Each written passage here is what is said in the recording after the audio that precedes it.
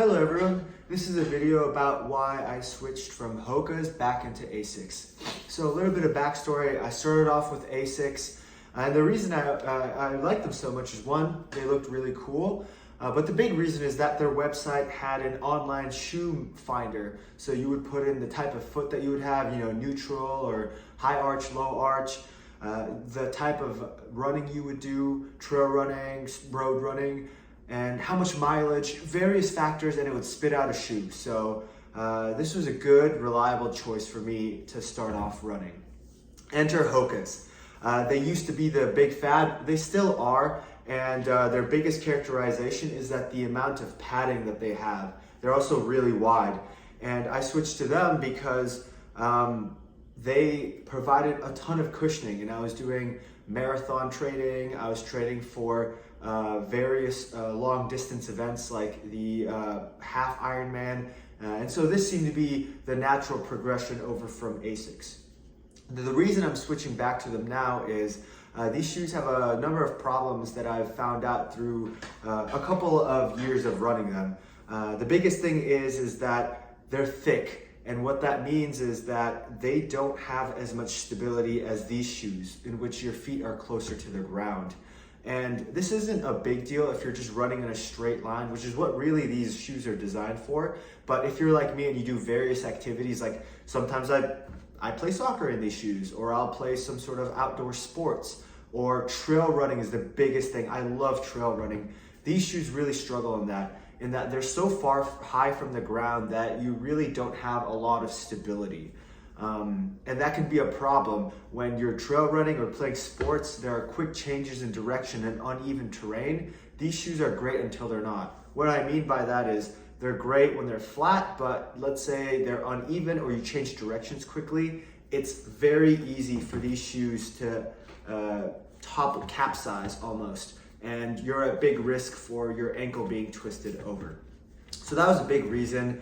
The second big reason is same reason, it has a lot of padding. What that means is I felt that my running form got worse. Now, everybody knows in the running community, there's a big debate upon whether or not heel striking is natural, whether you should strike with the balls of your feet. This craze was really started by a book called Born to Run, in which they advocated running on the balls of your feet. And it started this new fad of minimalist running shoes. Running shoes where you would have just a bare minimum to stop your foot from stepping hard on gravel and whatnot. But what it really did is it forced people to run on the balls of your feet. A lot of years has come since that whole fad, and most people will tell you should do what's natural, because there are a lot of high level runners that heel strike and they're absolutely fine. Now, Hokas seem to be the pendulum-like counter-reaction to that fad, in that they're extremely thick. And that's the lure for a lot of people. You really feel and look like a high-quality runner, because if you look at that guy who had the first 2-hour marathon, Kipchoge, I think was his name, he has extremely thick shoes, and people think the thicker padding, the better you are. I don't know where I stand on that. I'm more of as long as you feel good and your body says what works for you, then heel strike, ball strike, whatever it is that you need to do. For myself, however, I did feel like I went from a midfoot striker to a firmly heel foot striker, because these are so thick that it's almost impossible for any part of your foot to hit the ground first rather than the shoe. And if you take a look at the bottom of the soles of the foot, this entire, the traction on the front is unscathed, but the back is completely worn out, because that's the only point of impact. And what that means is when I finally take the shoe off, my body is naturally gonna heel strike, which it might not be designed to do.